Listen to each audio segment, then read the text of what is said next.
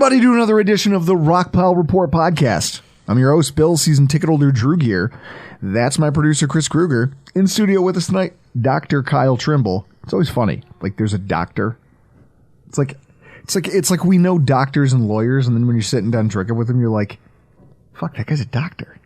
He knows so much more than me. We say the same thing about Mark Smith. And knowing Mark, it's surprising he's a lawyer to begin with. Dr. Kyle Trimble from his publication bangedupbills.com. You've heard him on Joe Marino's podcast. You've heard him. You are really making the rounds, sir. First of all, congratulations. Congratulations on the growth of your brand. Every single time, it's just some new opportunity comes up, and just try to take advantage of it. I love the fact that like it started with just like, hey, you think that soft tissue injury thing is cool? I'd like to help, and then you caught the itch. Yep, I did. Hey, think about it. I've been coming down here in some fashion with you guys for 7 fucking years. What? Can you believe that? 7 years? Like, what the hell? Somebody's let me do that. My wife and like yeah. Next month is our birthday. Jesus. Here's a question. You married, right? Mm-hmm. At the time when you started joining us for podcasts, you were married, but No, I wasn't even married. I was just I was engaged at that time. Okay, so you weren't even married yet. Correct. And I remember helping you move in that snowstorm. Yep.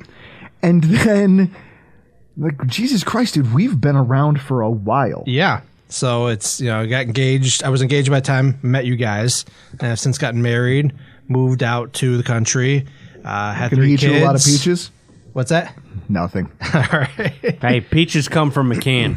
They were put there by a man. In a factory downtown. I'm just laughing about this because you were the first one. You were the one who popped the cherry in terms of my wife being like, wait a minute, let me get this straight. There's a man who you only know from the internet who's coming to our home. And I was like, when you say it like that. Yep. Come on. Hey, and she's going to love me when you get home because I brought you guys eggs for my fucking chickens. How crazy is that? He doesn't live that far. I think that's one of the beauties of Buffalo. You can get outside like the resident. You go from city to suburbs really quickly. Oh, yeah. And you go from suburbs to like rural area just as quickly. Absolutely. I think it adds to the city's charm because realistically, like I grew up out in the sticks and I was only a half hour away from downtown Buffalo. Like I've been out there. There's not much out there. No, there is not. But I guess it's all of this is to say we are fucking old. And I'll tell you this, I feel it, right? Like the theme of tonight's show, we're talking about OTAs starting, but we're talking about things on the injury front because as we alluded to in our earlier podcast this week, that might be the only thing I really give a shit about at this point. Look, I'm 38 years old. Picked up softball. I just took from September to September. I stopped working out because I was in the middle of moving and just never picked it back up until like probably about really in earnest, probably about 3-4 weeks ago. Falling asleep on the couch almost every single night just because the kids have me so tired. I fall asleep. My wife can't wake me up and I wake up at like 2-3 a.m. awkwardly kind of crunched in the corner. I'm in rough shape.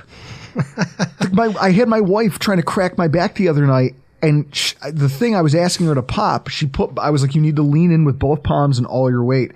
And something in my like upper shoulder made a sound, and she jumped off me with her hands and goes, oh my God, that was so gross. And I laughed because I go, that felt amazing. Mm-hmm. And she said, you creak like an old pirate ship. Like, here, what can a guy my age do to avoid having to become a patient of yours in the next 4 or 5 years? Bubble wrap. Bubble wrap? Is there any remedies you would prescribe? Any stretching? Anything in your professional opinion, or am I just fucked? Well, you're probably fucked, but I mean, most of the people are complaining of the things you're complaining of. I would certainly, think about getting some type of exercise regimen or stretching, something to stay active, because if you don't use it, you lose it, and that's what happens with these people. They just think they can go be weekend warrior kind of guys, and then they pay for it later on. I look at guys like Chris, and I go, the fucking Dad Bod Supreme over here somehow is in way better actual physical health than me. Because he plays roller hockey. Yeah, I got a game on Wednesday. I'm going to kill it. But yeah, I get by not working out. Hockey is my only level of exercise that I get. That and then that's actually pretty good compared to the general population, though. So yeah, you're okay doing that. Now that we're at peak summer, shirtless at the waterfront. Get ready. Oh my God. People, if you see him out there, feel free, a la Big Daddy, to just throw a stick in front of him. Please. So we're talking about Bill's injuries heading into OTAs. And it's one of those things I think really is one of the more interesting talking points, because you're talking about a team that doesn't really have a whole lot else going on, right? Like, there's not a whole lot else around this team at this point. Again, you're a highly veteran team. There's only a handful of positions that are truly up for grabs. Right now, you pretty much know where everyone's playing. Yeah. So with that in mind, you don't have a new quarterback. You don't have any new coaches added to the staff this year that are going to be calling plays or doing anything significant to make an impact. I mean, maybe the safeties coach, but you won't see his impact until games actually start being played. Yep. So I don't know. Like, any new guys you bring in are just filling in some roster spots, but you're not revamping the entire team. You're bringing a lot of guys back. They just signed Dean Marlowe, on Monday evening, and then some other undrafted free agent tight end. But it's like you're not bringing in these huge stars. Every once in a while they do that, but generally it's bring back the old crew and add in when you need to. Then let's try to let's take another run at this thing. We tweaked a few things. We made a few minor changes. Let's try this thing again. Minor changes, not middle linebacker notwithstanding, which is going to be that's going to be one of the interesting things at camp, is to see how that shakes out. But by and large, I think, for my money, the health of the team right now at this stage of the offseason is probably the only thing I care about. And the Bills do have some interesting conversations there, because it starts with tight end Dalton Kincaid. He's a tight end the Bills drafted in the first round, which has been widely debated, hotly contested on this podcast, talked about on sports radio in the national media. The investment made, not just to draft a tight end in the first round, but to trade up for a guy who, in some cases, like there started to come out talks after the draft that there was teams, and even kind of in the run up to the draft, you heard a little bit of it. This idea that his back injury and just some of the stuff that he had dealt with after the collegiate season, kind of down the stretch there, led to some teams lowering him on their board, which seems crazy because you'd think by now teams would have learned. Like, there's the whole Gronk thing. Here's this tight end that everyone says, well, he's athletic, he can do this, he makes all these crazy catches, he's a decent blocker, although Kincaid's not, maybe not, I'm not calling him Gronk by any stretch. But it was the discourse that, well, we're going to downgrade him a little bit. And it's the kind of thing that leads you to drafting a guy like Terrell Troop, or a guy like just any number of guys like that who you go, well, this guy has injuries and this guy doesn't, and I like that guy. And then that player, Terrell Troop, never plays a snap for you. Or not, shouldn't say that. He played a season with mediocrity, back injury. They go, well, he'll rebound. No, he didn't. In the words of Russell Brown, he wasn't very fucking good. No, he wasn't very fucking good, and he wasn't very fucking healthy, and then he wasn't here for very long. So when you see a guy with, especially who plays a skill position like that, being downgraded like that, and it to the degree that it affects the way teams view him as a prospect, not even like, hey, he can't contribute immediately, we think that it hurts his ability to perform, and thus we're going to lower his draft stock. Does it give you any concern knowing what the injury is and having done your research on it? No, it doesn't. So Dalton Kincaid, I do some work for Cover One every year on draft prospects with injury problems that the Bills might be targeting. One of those guys was Dalton Kincaid. I did some other ones. You can go over Cover One if you want to check it out. But he had a pretty clean injury history other than the back injury. And, some people really, they put more stock into the back injury than it really was. And so, you can go read it over Cover One if you want to, but I can also listen to the podcast and figure out what the heck happened. So he had 2 injuries in college. He started out at San Diego, the FCS level, and then transferred to Utah. And he had suffered a right AC joint sprain. I saw it in video, he fell on it hard. That happens all the time. The other one was a back injury. And so you're looking through and figure out what's going on, the timeline, whatnot. Based off what I found, and actually did find video of the injury, he was playing against, I believe it was Colorado. Basically what happened was he fell, and he had Colorado defender fall on his legs and kind of crunch him up. And that kind of mechanism suggested a compression fracture in his vertebrae. Dane Brugler from The Athletic had noted that it was a thoracic area, which is pretty common. So that's mid back and compression fracture.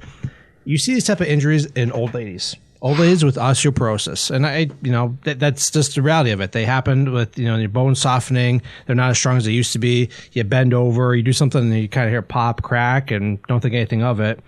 And then you get an x-ray and realize, that's what happened. So what happens is the compression fracture is where the vertebral body, that part that bears the weight so you can stand up and do everything else there, that there's like a wedge and it cracks. And so like you think about it like a hockey puck or something else like that, but there's like a compression in the front or back. It depends on however you do it. And it kind of compresses down due to the osteoporosis or trauma, in this case, the Dalton Kincaid, and it kind of just compresses, and it's technically a fracture, but it's non-displaced. So he actually played the next game after this, after he played against Colorado, and I think in the Pac-12 game, and then got through it, and I realized, this is what's going on. But this is the kind of injury that you're not going to pick up right away. It's going to say, hey, this is not getting any better. It hurts. You can do certain movements. You think, okay, I might stretch it out or whatnot, and then do imaging and say, this is what's going on. So in real bad cases, you can do a kyphoplasty, which basically they just surgically renormalize the height of the vertebral body. But in this case, it didn't have that problem, and he's able to heal up and just take that time off to not practice and everything else with that. So there's zero concern with the injury moving forward with this. It was just kind of a freak that happened. And then on top of that, too, even if he had a back injury, he'd had back injury coming into the draft there, the research was pretty good. I mean, shorter career length by like 0.3 years, played 4 or 5 less games over the career, and then started less of them.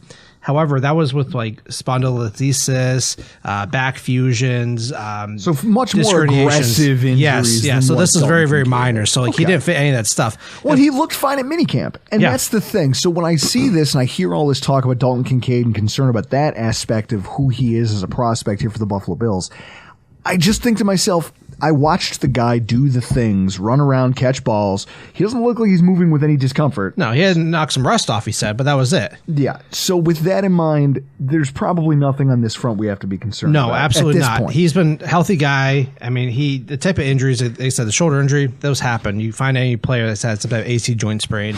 And the back injury, it's a freak thing that happened, no big deal. And, with that too, I don't get why any teams downgrade him. I mean, they all have different criteria. The Bills, they have certain criteria, which they stay away from more of the soft tissue stuff early on. They stay away from more of the ACLs, the big rotator cuff stuff, like anything that could really cause problems down the line. And they followed that for the past 6 years. It's incredible how consistent they are with what they pick with their draft picks. So Dalton Kincaid fit right into that profile, what they're looking for, and he follows what they want to do. So I have no concerns with him other than, injuries do happen, but nothing pre-existing is going to lead to anything else there. Now, how does that logic, because you're saying, it fits into the things the Bills want to do. How does Justin Shorter fit into it? Because this guy, to talk about, he had this one injury and it was kind of minor. It's not a big deal. He had this other thing and really it's more is being made out of it than whatever.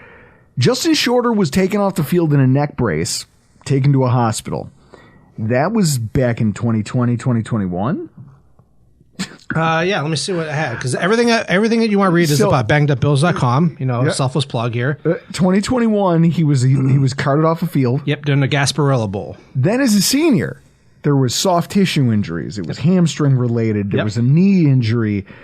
It's, first of all, knee injury first, then hamstring injury. That seems pretty common, doesn't it? It depends. I mean, he had dislocated patella in the preseason at Penn State, which I've had that before. It's one of those freak things that didn't lead to the hamstring thing later on, but you see the hamstring strains and other soft tissue stuff and more of the speed guys during quarterbacks, wide receivers. So in a short college career playing for both Penn State and then for Florida University, where he was their number one receiver. Yep. A lot of time missed. People look 13 games over 5 seasons. Okay, 13, which in college though is a lot. If you think about what the collegiate season is, it's 12 games. Yep. And so you say to yourself, if out of 12 games and he missed how many? 13. So he missed a whole season's worth of play cumulatively over his career. And also some of those injuries, like you could say, a hamstring strain, that's going to happen to players. Yeah. A patellar dislocation, you go, okay, that had to be surgically repaired. I didn't see whether he did. Well, that was going to be my question to you. Yeah. Was it? He did. He did require. Or no, he did not. It wasn't clear whether he required it. Perfect. you see those things and you say to yourself, I can see if a team was looking at injury history, because the talk after the draft was, wow, the Bills get another steal of a wide receiver in the 5th round. Here's a guy who could have been drafted higher had it not been for X.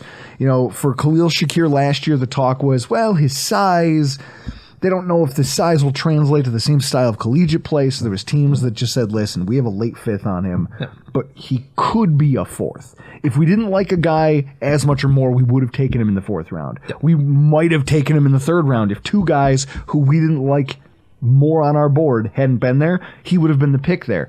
So it wasn't a disrespect for his skill set. It was just something that he did, or something in his makeup, that didn't jive with the team, the 31 other teams in the NFL that had a crack at him first. Yeah, passed over 4 times by each team.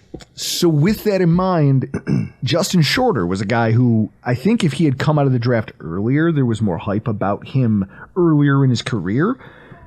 You watch him fall all the way to the 5th round, but he's got a long injury history, and here the Bills are taking him. Well, after the 3rd round and beyond, it's kind of a free-for-all. I mean, the 1st, 2nd round, they're very conservative with it. They have an idea, and it's worked out for the most part. I mean, every once in a while there's an exception. But after the 3rd round, they take a swing at traits. They look at injury history, and there's certain guys that they still pass on based on whatever stuff. And you'll see the league reflect that when they're doing the drafting. But nothing really stood out other than the knee injury, and that was back in 2018. Okay. So, at some point, the injuries are going to happen, but how frequently are they happening? How recent are they? How does it affect them? So at that point, it's like, okay, whatever. But here's what I want to see, because I'm going to pull it up right now. So Justin Shorter, the thing that everyone liked, they were like, oh my God, a big physical wide receiver who, I'll just go. Haven't we had other big physical wide receivers that haven't panned out, though? I mean, we've taken a million of them. Yeah, exactly. And everyone kept saying, it's Gabe Davis 2.0. It's them hedging their bets in case it's a sign they're not going to pay him. Chris, isn't that always the knee-jerk reaction from fans? They go, well, this guy is obviously the next insert whoever you don't want your team to pay here, right? Yeah, you got to replenish in the draft at certain positions you're not going to pay.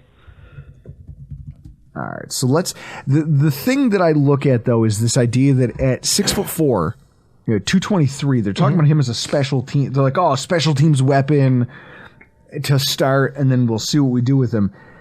I just question the idea of, if you ever want this guy to be something for your offense, a guy with even a slight injury history when it comes to the knees and the soft tissues, is spending the early portion of his career on special teams duty necessarily good for that? I would say that it gets you out in the field, allows you to develop your skills. And we've seen a lot of guys. Skills, run and tackle? And that's my argument with this, is I go, here's a guy who has an injury history. And you get him practicing the offense. You get him out there, get used to it. Because, if you get him right out there, we saw with Khalil Shakir. You get him out with the offense, yeah. Yeah, but if you saw with Khalil Shakir, they didn't use him at all last year, and then suddenly you try to get him out there when it really mattered, he wasn't able to That's prepare. A fair point. That is a fair point. You get him out there practicing with the team, and you slowly introduce, opportunities for him to get out there and play in the offense. But that's how a lot of guys get their, start their careers on special teams, and they build up after that. So, who's expecting a 5th round draft pick to walk off and be wide receiver 2 for the team?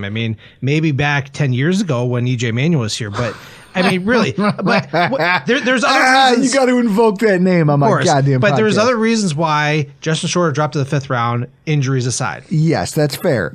I'm reading this now at thedraftnetwork.com. Transition to the NFL, Shorter has the size and traits to potentially transition to tight end. Don't fucking say that to me. He was a cheeseburger away from 250, according to James Franklin. Did you see that?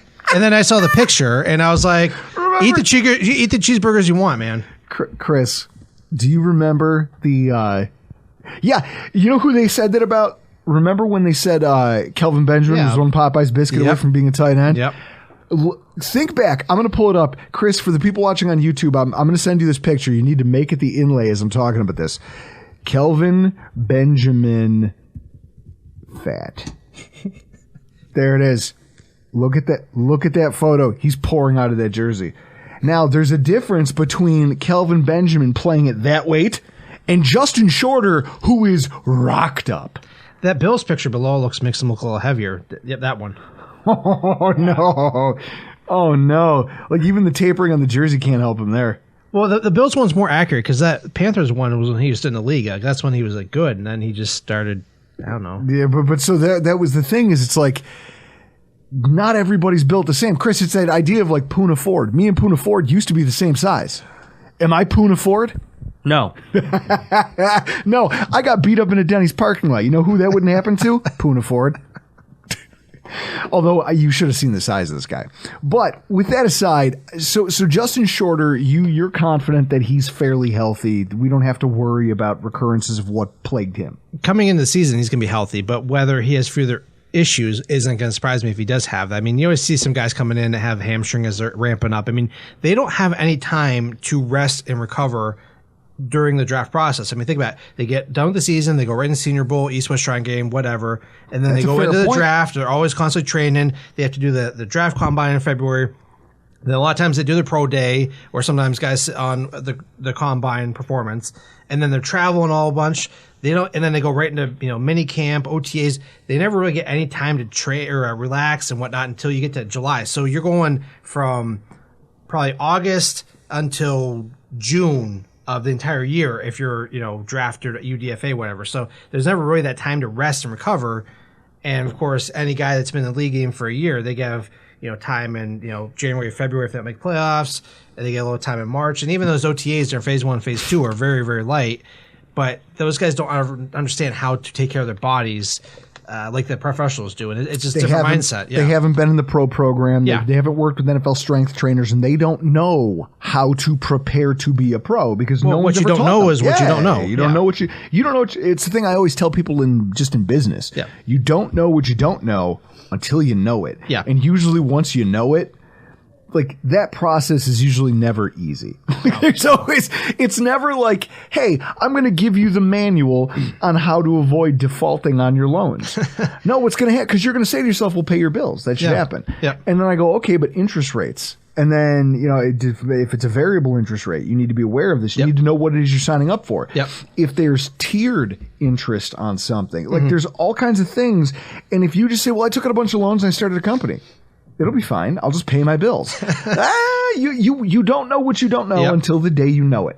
You need to file your taxes quarterly, and there's so many other different things. The difference between fixed costs, hard costs, and soft costs. Like there's things like you don't know what you don't know until the day you find out. And unfortunately, most people don't learn it the easy way. No, they don't. Which is somebody sitting in front of you and telling you about it. Yep. You have to suffer a little bit. Well, even with these guys, you could be told everything to do. You have all this veteran leadership say, hey, do this, and you think, nothing of it. And then these guys go through the same pitfalls, whether it's financially, injuries, how to prepare. It's like financially, Jesus Christ, just go watch 30 for 30's Broke. Exactly. I watch that at least once a year. I'll just be drunk sitting on the couch tonight. My kids are in bed. My wife's asleep. And I'm just down there with like 9 beers in me. Yep.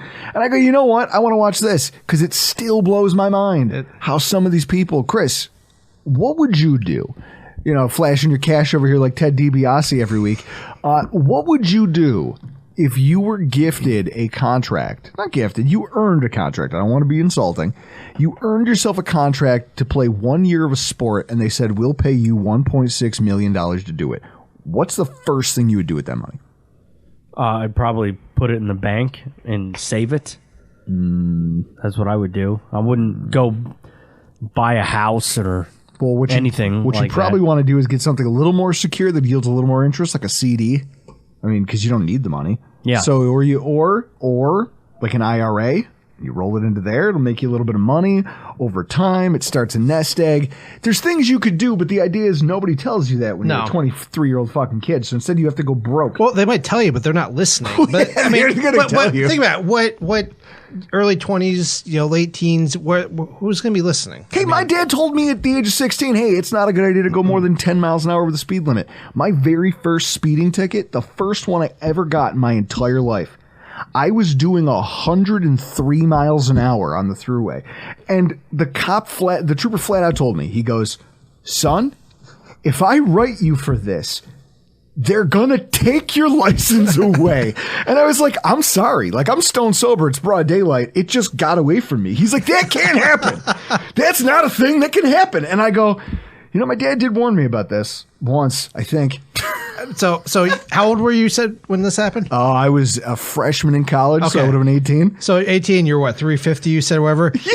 I can only imagine what the cop is thinking when he sees your fat ass in the driver's seat, giving that grin. This car, dog? Well, no, giving that, and you smile at him with those teeth. What is he thinking? I mean, his first thought is probably, how did he get this car up to that speed while he's inside of it?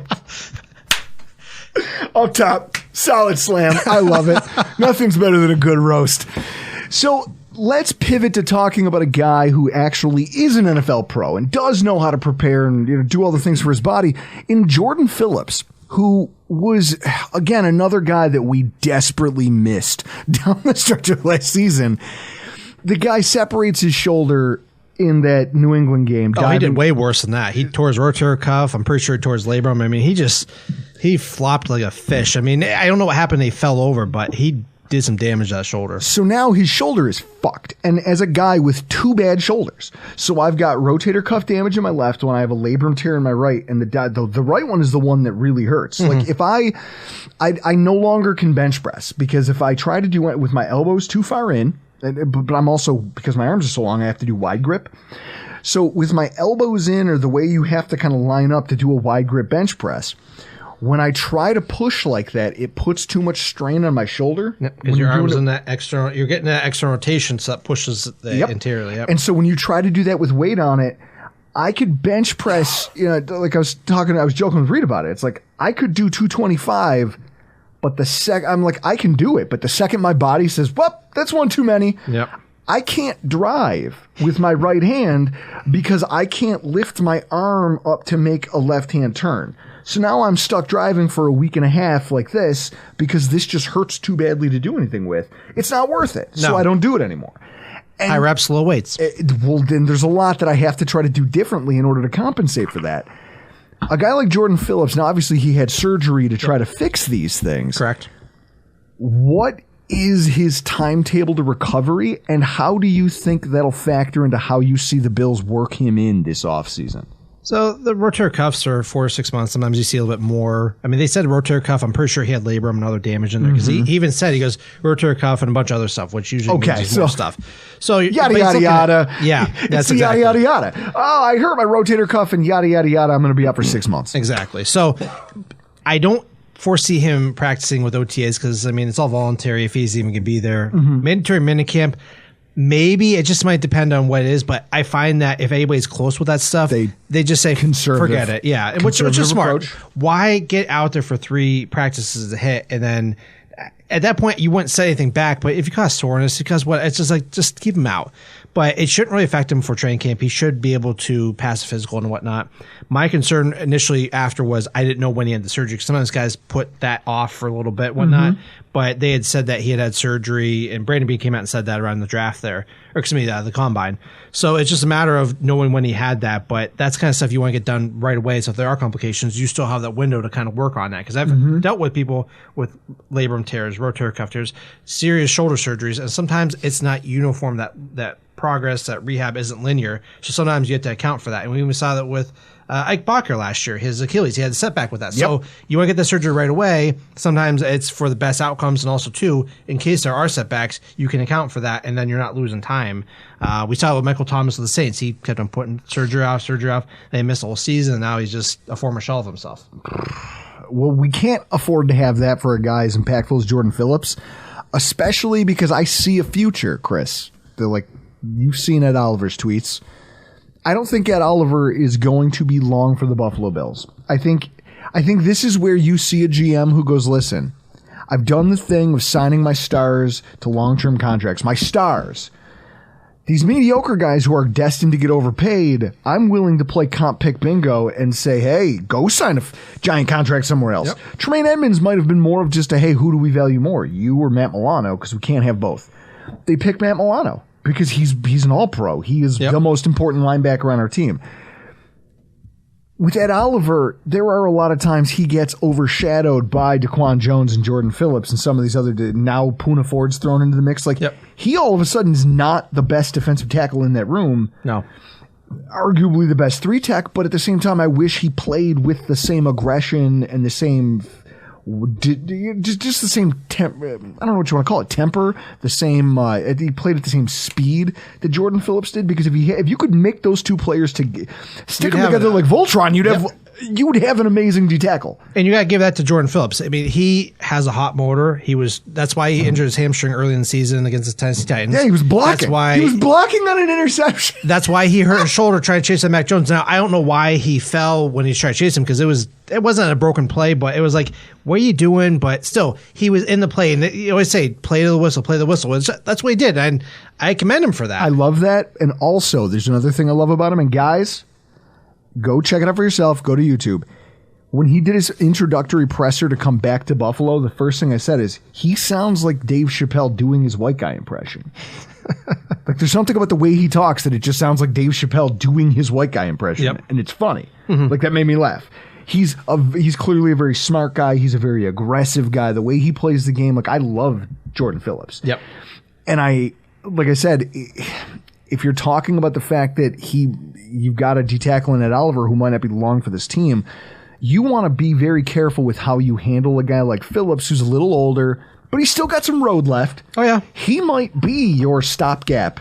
You know, you sign him to another one-year deal because you don't have the cap space, but maybe at the end of next season, he gets a little pay bump. Yeah. And maybe that's the thing, is they say, look, until we draft another great three-tech, we know that there's a learning curve there. We've now learned our lesson that even taking one in the top 10 doesn't get you a guaranteed every-game impact player. Let's take a guy we know, let's extend him, let's give him a little bit of money and security for the end of his career, and then let's use this as a runway to get us to the next guy. So I expect them to be a little conservative. You know, I'm thinking back with you, Ed Oliver not being a top, I don't want to say they took a mistake, but it's like, at the time, he was a surefire bet. Like, he was a great guy coming out. Sure. And Jeffrey Simmons would have been better in hindsight, but he was coming off his ACL tear. He suffered during training. It's like, but that goes back to, that wouldn't have fit the prerogative of what the Bills wanted. And I don't blame him for passing on Simmons. I mean, that was a great steal for the Tennessee Titans, but it's like, you're drafting people, you don't know how they're going to respond in situations. And Ed, I think, has done okay, but he hasn't lived up to that top 10 billing. But it's sometimes hard to. But if Ed Oliver's a second-round draft pick like Jordan Phillips was, okay, it's a totally different conversation. Exactly. So. And it's also just in terms of what D-tackle contracts, like Simmons, just signed, you're talking about night and day in terms of what you're willing to pay for that type of production. Absolutely. Now, in the movie Home Alone, Harry, right? Okay. Joe Pesci. It's Harry. What's Harry and Marv? I think so, yeah. Okay, because I watch this every Christmas now. It's been a while since I've watched it. It's been a while. I watch it once a year, every year Christmas. Harry and Lloyd, they're sitting in the truck. Harry and Marv. Harry and Lloyd is Dumb and Dumber. His Dumb and Dumber. Yeah. See, this is what I mean. I get these duos confused. What I know is that they referred to the McAllister house as the Silver Tuna. They were like, that's the one on the block. It's the one I've had my fucking eyes on since we started working this neighborhood, and I want it. I can taste it. That's how I feel about these next two players. They are our Silver Tunas in terms of injury news and injury. The first one is defensive end Von Miller. How much do you expect him to be involved at all in this OTA minicamp? Because I will say, I think it's incredible. The videos of him already doing, like, what do they call those? Is it like a lunge? Here, what the Bulgarian split squats, yes. I think it was. Yeah, that was impressive. And then he was also pulling I don't know how much weight it was, but he was pulling it backwards. And I mean, he's already anchoring and putting weight on that leg. And it's like, there's some things you just can't teach, right? We always talk about that with sports. We go, well, that guy has something you can't teach. Exactly. He has that freak gene. Yeah. Whether it's speed, whether it's the way they see the game, whether the way Tom Brady. Yep. Never a physical specimen. No. Between the years, there wasn't anybody sharper about the game of football than Tom Brady. It's why no one could get one over on that guy. And when you did, you felt like you won the lottery. Yeah, that's really what it was. With a guy like Von Miller, here's a guy who already tore an ACL. But also that gives him a little bit of knowledge as far as here's how you rehab from an ACL. Yep. Also, though, a guy at his age coming back from an ACL tear shouldn't be that fluid, and yet here he is doing work. Would you say he's ahead of schedule?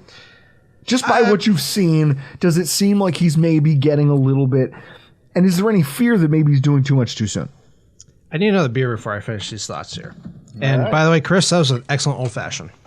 I don't even know I forgot what nut syrup I used. Go ahead and get yourself a Montucky. His fridge has a whole, like, the shelves are just simple syrups and other syrups like that. I'm like, I couldn't get away with that in my house. It'd be kid stuff and everything else but my stuff. But yeah, my fridge now, I have one shelf to myself, and it's all hot sauce. Yeah, I don't get that. So anyway, so go back to the question, since I need a new beer for that. That tastes good. That tastes very good. So I don't know that Vaughn has had a schedule. He said he's even on schedule. He said he's able to be cleared for golf a few months ago. We saw him out in the course on Twitter, Instagram, playing golf. That's fine. That's not hugely stressful on the knee up to a certain point. Like once you get to that point, hey, you're good to go then. I don't know that he's had a schedule. Yeah, it's impressive watching him do those squats, but it's all in one plane of motion. We need to see how he moves laterally, how he's running, how he's doing all that stuff. So keep in mind, and I get people pissed off on Twitter when I posted this, rare for my account, but yeah, I'm no stranger to that. So knowing that Trent Murphy was squatting like 600 plus pounds, 6 months out from his surgery, Terrence Phillips was doing everything on, the Bills are chronicling or they're documenting everything with that. And so it's all impressive what he's doing, but how does that translate to the football field? We haven't seen him do any of that stuff yet. Mm-hmm. And I don't think we'll see that even during mini camp. We won't see that during mini camp. We won't see that during OTAs. It's great that he's out there. I think it's part of the veteran leadership there. Mm-hmm. But until he gets out in training camp and doing some stuff, we'll see what happens. And, go back to the on schedule thing. It seems like he's on schedule. He might be, a week or two ahead, but that's all relative. Okay. So it's not like he's going to come back. I mean, his first ACL tear, he came back in like 8 months and 3 weeks, and it was crazy because he tore later in the season than he did this time, and he came back quick, and it was still second on team All Pro. It was impressive. That was 10 years ago. But that's that freak thing I'm talking about, where there's just some people. It's like, Chris, it's like me with drinking. People watch and go, well, you shouldn't be able to drink that much and still function. It's why none of you ever know how much I've had to drink. Exactly. Because some of us just have that. What does Bert Kreischer call it? The Mickey Mantle gene? Yeah. Some of us just have the Mickey Mantle gene when it comes to different things. Mine happens to be consuming alcohol. Yep. I can do it at a rate that would astound people, and yet I can sit here like I'm sober and have a conversation with you. Or at least you go, well, that guy's feeling pretty good. He's got a little bit of a buzz, but he's not slurring his words. His motor skills aren't impaired. Meanwhile, I'm on 9. Yeah, exactly. I've already blown past most people I'm hanging out with, and nobody knows. Some people might say that's a problem. I like to see. I'm all about the silver lining. Exactly. Silver tuna, silver linings. So Von Miller. Silver linings playbook. Oh, damn it! Son of a bitch. So, Von Miller, training camp is probably too optimistic then, right? I've gone back and forth with that. I think they're going to be conservative with it because I want him to sit until November. That's why I feel like, because it's a long season, and when you see guys come back quickly, we saw with any guy that's come back super quick, rarely do they come out and perform and exceed expectations. Vaughn did it 10 years ago, but that's 10 years ago. I graduated with my doctorate in PT 10 years ago. I was doing a lot of different things athletically. I was doing a lot of things socially different back then than I am now. So, things change over 10 years. It's a long season. You need him for the playoffs. That's where you kind of fell short because he wasn't available for that. And you're signing other guys and building out that roster to account for the fact that he might not be available then. So could he come back before, week 1? Yeah, he could. He did it before, but that's 10 years ago. And it's like, okay, what's the point there? Last year when Tre'Davious White, he went through his whole thing, I messed up in that I overestimated what the Bills training staff was able to do. You can't speak biology, but I was like, man, they're doing really well. I was also getting some information here and there, people seeing what Trey was doing outside of camp. And I was like, I think he's doing that. And of course, I read into the hype of, hey, he's working hard. And then you find out the mental stuff and just not being ready in the position demands. It's like, okay, I overestimated that.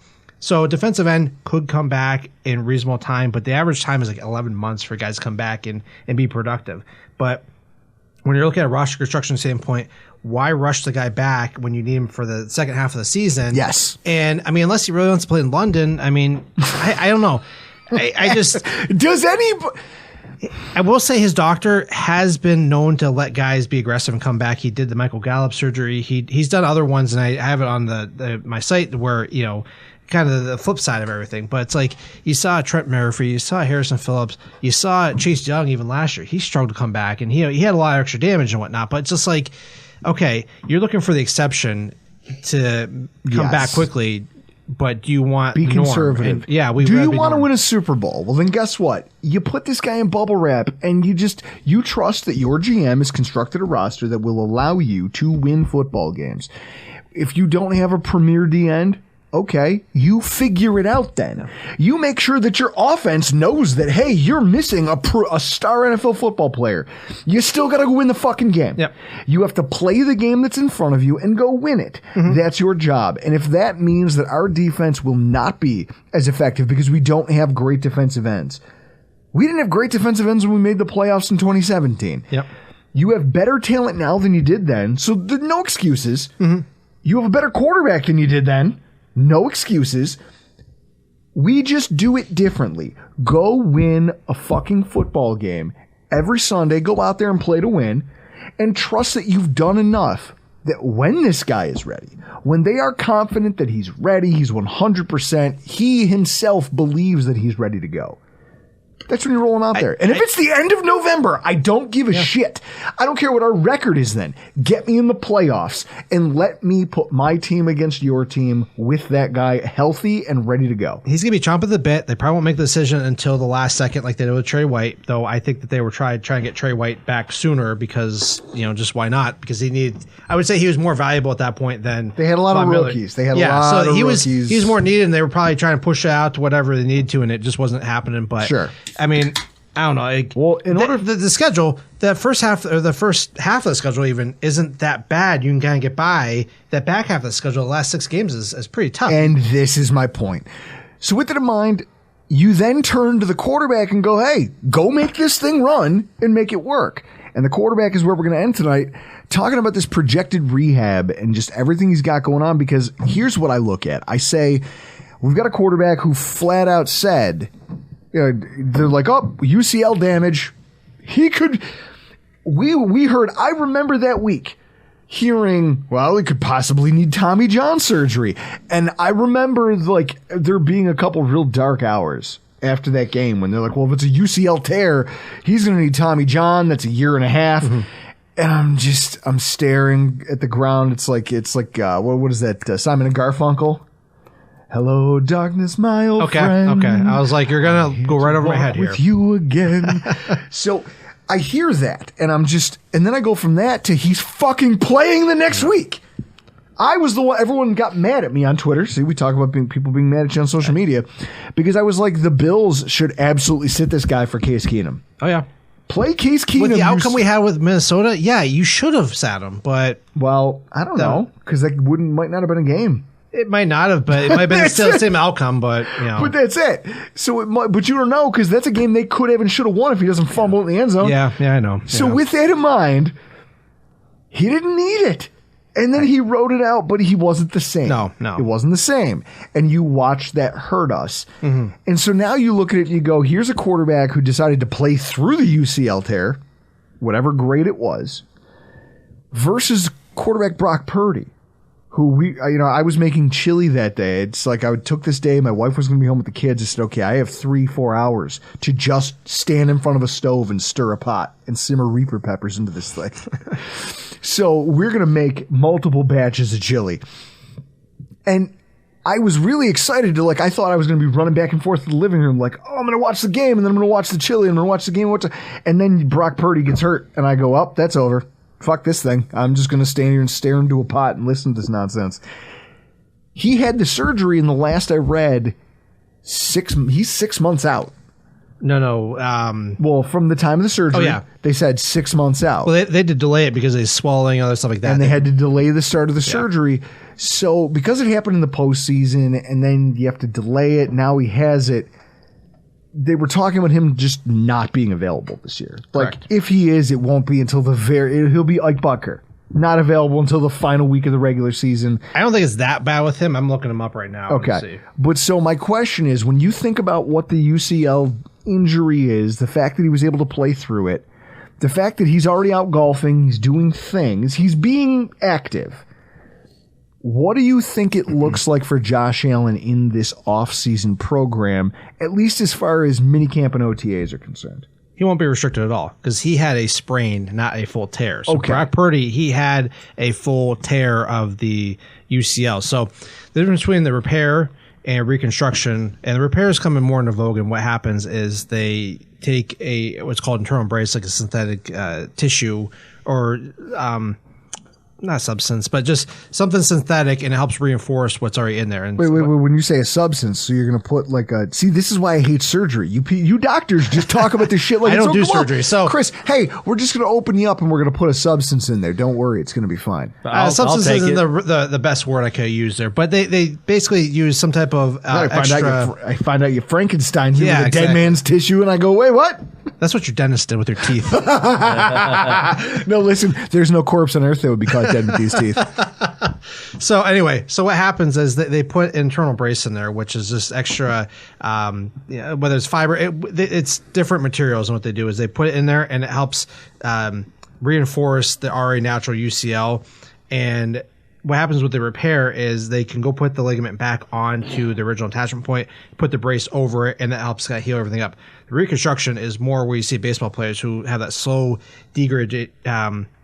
The tissue falls apart over time, and it's not necessarily it rips and suddenly you have to fix it all. But the reconstruction is they have to rebuild the whole ligament because it's no longer, it's just all frayed, it's just all nasty and just not that good anymore. So that's why Brock Purdy can return the season and be better as a result, because it's a different type of surgery, and they're finding good results with that. But it's just, that's why it takes 18 months for the Tommy John, because you have to remodel the actual tissue versus the repair where they have to help reinforce that area. But once they reinforce it and it heals up fine, then you can go play. And of course, the throwing motions of football versus baseball, etc. But going back to Josh Allen, he won't be restricted at all because he didn't have surgery. He had more of a minor sprain compared to what Brock Purdy had, but I think he's still going to be mindful, and if he has a soreness, get treated. But I don't think it's going to give him problems in the next few years. It's probably if he gets another hit to it, or if he gets a lot older, where suddenly that shoulder, that arm is more arthritic. But that's... I mean, I'm just thinking it's his second time hurting that Sam elbow. Yeah, that's a little concerning. I'm sure there's some arthritic changes in there. The only time he wouldn't need surgery, I think, short term, is if he did have another worse injury to the area, or if he starts getting some bone chips, cartilage floating around there. But I don't know if it happens, it will get cleaned out. That's a pretty quick recovery. Okay, but he's not going to be restricted. But he's just going to be mindful about it, and then hopefully, the offensive line does their job and protect him. But I just tweeted at Aaron Quinn today because they were over cover one. The guys were debating this idea of Spencer Brown looks like the plan at right tackle. I don't know what you want to do with that. Back injury history, not liking the way he's built. The fact that he's thin and tall, he's athletic. Yeah. He's athletic as all get out. Thin and tall makes it harder for you to get, it makes it easier for defensive ends to get under you and move you. Now you talk about a back injury. If something like that were to flare up again, Spencer Brown and his back injury. Well, he had the herniated disc. He got the microdiscectomy. He got taken care of, and he just never really got back up to speed because he missed a lot of reps, and just it took time. He probably should have had surgery a lot sooner than he. Excuse me, he did, but he got through the season, and they probably thought he could rehab it, and never quite got better. He had surgery in May. If he had that surgery in January, we're not having a discussion of how he didn't live up to it. But he's had a whole bunch of setbacks throughout his career. The missed COVID season, change of positions in college, and just everything else. So I know my buddy Joe Marino is very high on him to kind of break through that third season. I'm feeling that, but if he's finally healthy, I don't see why he can't, because he has shown the ability to play, but the back really slowed him up last year, but that goes into even the 2021 season. So you're not worried about him either. I mean, it can because happen. The protection issue is going to be huge, because behind him is, I said it today in a tweet, Dave Quessenberry, because everyone's like, well, what's the answer going to be? They still haven't done it. And I go, guys, you weren't paying attention. They did do it. It's just not a good plan.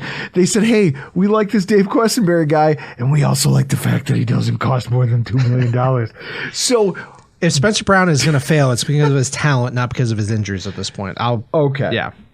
You know what? I'll drink to that. Yeah. That is a high point to end the podcast on. Von's on the right path. Josh Allen's not going to have restrictions. People believe in at least the health of Spencer Brown. Yeah. Chris, that's got to leave you feeling pretty good heading into the offseason program. Yeah, can't wait. Just need September to get here. He's like, I can't wait. Put a gun in my mouth. I can't listen to any more of this. Yeah. The Bills overall are looking pretty good health-wise. There's only going to be a handful of guys not participating. Von Miller, Jordan Phillips. That's about it. They signed DeMarlo. He should be coming off. He had core muscle repair a few months ago. He injured that in the Cincinnati Bengals game. He should be pretty close to healthy. If not, he might be one that's not participating, very close. There's not too many other guys that won't be participating, and if they don't, we'll find out Tuesday when they say he was not participating. But just about everybody should be participating unless they just don't show up to OTAs. I love it. Why don't you tell everybody what you have coming up over at bangedupbills.com? All right, I got everything here. So I got bangedupbills.com. You can find all the injury histories. I got to update a few things there. But, if you want to look for anybody, there are any concerns, you have guys we drafted, guys we signed, whatnot. I did the Shane Wright article that dropped yesterday about his chronic wrist injury that left him to be out of the league for several years. You can find all this over at bangedupbills.com. I started writing for Dynasty League Fantasy, doing some injury content. I signed up for, I got hired by them a few months ago. You can find my work over at Cover One during the draft process. You find my appearances over on Locked On Bills with Joe Marino. I just did an appearance with Locked On Patriots with Mike Debate, I should say. Debate, and I will hear nothing else about it. Just anywhere you get Bills content, I'm probably there in some fashion. Except for Buffalo Rumblings. Yeah, things evolve with people. No, listen, they're not bad guys. It's just, listen, there's a lot of shit. It's Vox Media that's the problem. And this is... Well, we could spend 3 hours talking about why I don't like Vox Media. Guys, it's nothing personal. It's, there's been overtures made before. My hesitation was always, I don't dislike Buffalo Rumblings. Bruce, I love you. I love these guys. I like all of the people who work for you. It's Vox. What I don't like is what Vox Media, as a journalism student, I don't like what Vox Media is to journalism, because you are taking something it's an art, and you're trying to make it corporate, and you will always pick the dollar over what the content is, the quality, the spirit of it. You will always... My favorite quote, everything that is good in this world will inevitably be ruined by some dickhead in a suit chasing a dollar. Yeah, I agree with that. I mean, maybe except for this podcast. Yeah, you in a suit has to be with the sleeves cut off. He doesn't. I don't have any respect for anybody in a suit unless they have their sleeves, the sleeves on the dress shirt are cut off. I don't respect you. I'm already not intimidated. Guys, make sure you're following. Where can they follow you on social media? Banged Up Bills. Okay, so at Banged Up everywhere, Bills on Reddit, Twitter, Facebook, Instagram. Go check out all of Kyle's work. I love this. I feel better after having this conversation. I feel like I learned a thing or two from where I started this morning when I woke up. I think that's the purpose of the show, isn't it, Chris? Yep. Then we did our job. Let's get the hell out of here. I'm Drew Gear. That's Chris Kruger. It's Kyle Trimble. This has been your Rockpile Report.